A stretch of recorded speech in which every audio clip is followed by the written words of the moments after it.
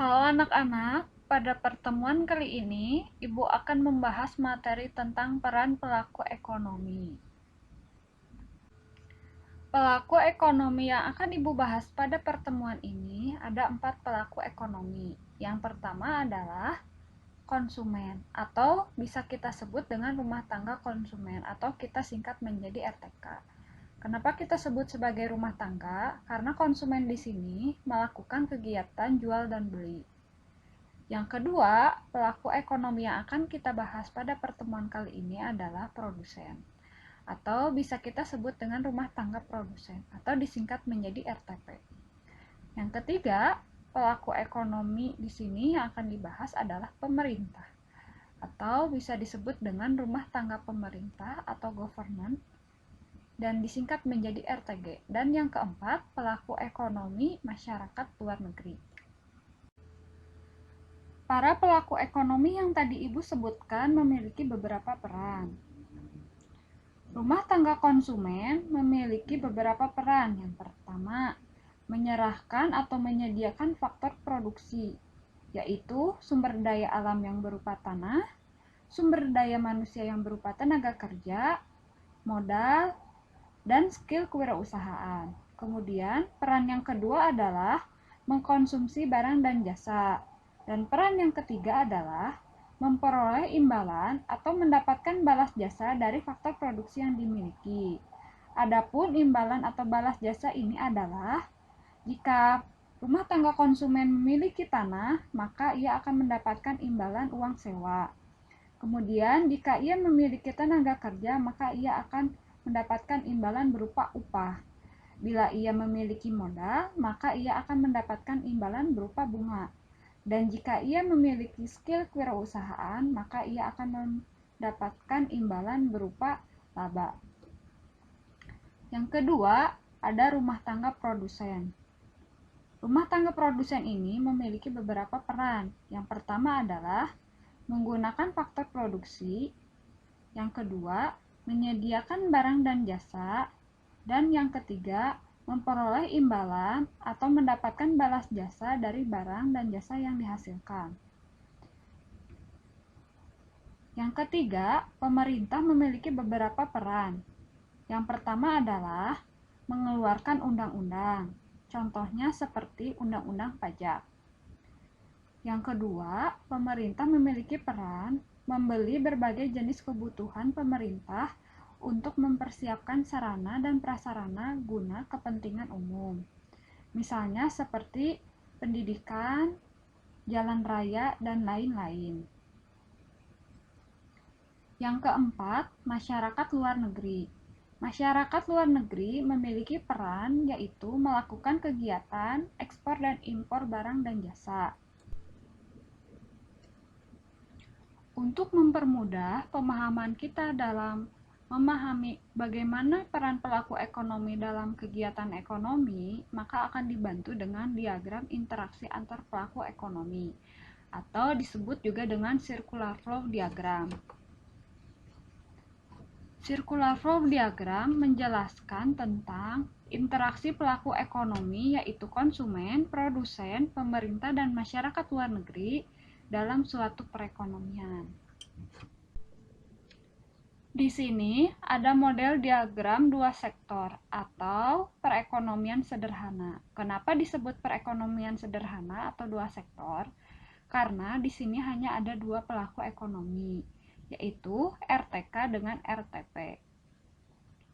Kemudian di sini ada pasar input dan pasar output. Pasar input adalah tempat bertemunya penjual dengan pembeli dalam melakukan kegiatan jual beli tanah, tenaga kerja, modal, dan skill. Sedangkan pasar output adalah tempat bertemunya penjual dengan pembeli dalam melakukan jual beli barang dan jasa. Kemudian di sini ada garis pertama. Garis pertama ini dari RTK ke RTP. Panahnya terlihat dari RTK ke RTP. Garis pertama ini menjelaskan rumah tangga konsumen menjual faktor produksi tanah tenaga kerja, modal, dan skill kepada RTP. Kenapa menjual tanah, tenaga kerja, modal, dan skill? Karena kegiatan ini terjadi di wilayah pasar input. Ingat, pasar input adalah tempat untuk memperjualbelikan tanah, tenaga kerja, modal, dan skill. Maka kegiatannya pun adalah memperjualkan tanah, tenaga kerja, modal, dan skill.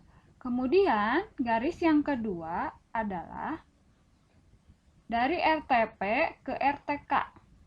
Garis ini menjelaskan rumah tangga produsen membayar sewa atas penggunaan tanah, memberikan upah atas penggunaan tenaga kerja, memberikan bunga atas penggunaan modal, dan memberikan laba atas penggunaan skill kepada rumah tangga konsumen. Nah, kemudian ada garis yang ketiga. Garis ketiga ini dari RTP kepada RTK, berada di pasar output. Maka kegiatan di garis ketiga ini adalah rumah tangga produsen menjual hasil produksi berupa barang dan jasa kepada rumah tangga konsumen. Mengapa yang dijualnya barang dan jasa? Karena berada di wilayah pasar output. Pasar output adalah tempat memperjualbelikan barang dan jasa. Kemudian ada garis keempat. Garis keempat ini dari RTK kepada RTP. Garis keempat ini menjelaskan atau menggambarkan rumah tangga konsumen membayar atas penggunaan barang dan jasa kepada rumah tangga produsen. Kemudian ada model diagram 3 sektor. Kenapa disebut 3 sektor? Karena di sini ada 3 pelaku ekonomi, yaitu rumah tangga konsumen, pemerintah, dan rumah tangga produsen. Atau disebut juga dengan perekonomian tertutup.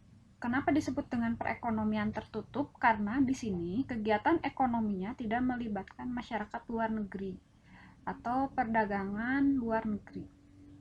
Nah, di sini ada garis 5. Garis 5 ini menggambarkan dari RTK ke RTP.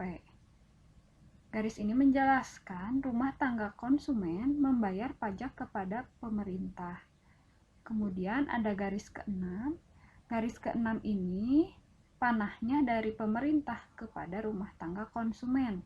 Garis ini menjelaskan pemerintah memberikan fasilitas umum dan subsidi kepada RTK sebagai balas jasa dari rumah tangga konsumen telah membayar pajak kepada pemerintah. Kemudian di sini ada garis ke-7.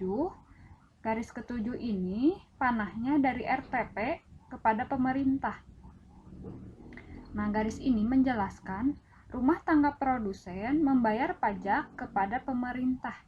Kemudian ada garis ke-8. Garis ke-8 ini panahnya dari pemerintah kepada RTP. Garis ke-8 ini menjelaskan pemerintah memberikan fasilitas umum dan subsidi kepada RTP. Kenapa pemerintah memberikan fasilitas umum dan subsidi kepada RTP? Hal ini karena rumah tangga produsen telah membayar pajak kepada produsen, kepada pemerintah. Kemudian ada model diagram 4 sektor. Kenapa disebut 4 sektor? Karena di sini ada 4 pelaku ekonomi, yaitu rumah tangga konsumen, pemerintah, rumah tangga produsen, dan masyarakat luar negeri atau disingkat dengan MLN. Nah, bisa juga disebut dengan perekonomian terbuka. Mengapa disebut dengan perekonomian terbuka? Karena kegiatan ekonomi di sini sudah melibatkan masyarakat luar negeri atau dalam artian melakukan kegiatan ekspor dan impor. Nah, di sini ada garis A. Garis A ini menunjukkan panah dari RTP kepada masyarakat luar negeri. Garis A ini berarti menjelaskan kegiatan ekspor. Kemudian di sini ada garis B. Garis B ini tanda panahnya dari MLN kepada rumah tangga produsen. Garis B ini menggambarkan kegiatan impor. Nah, kemudian ada garis 9. Garis 9 ini ada di wilayah pasar output. Berarti kegiatan yang dilakukan di sini adalah jual beli barang. Nah, di sini panahnya terlihat RTP kepada MLN. Maka garis 9 ini menjelaskan tentang rumah tangga produsen mengekspor barang dan jasa kepada masyarakat luar negeri.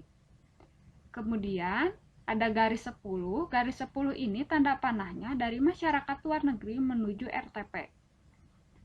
Garis 10 ini menjelaskan masyarakat luar negeri membayar ekspor atas barang dan jasa pada rumah tangga produsen.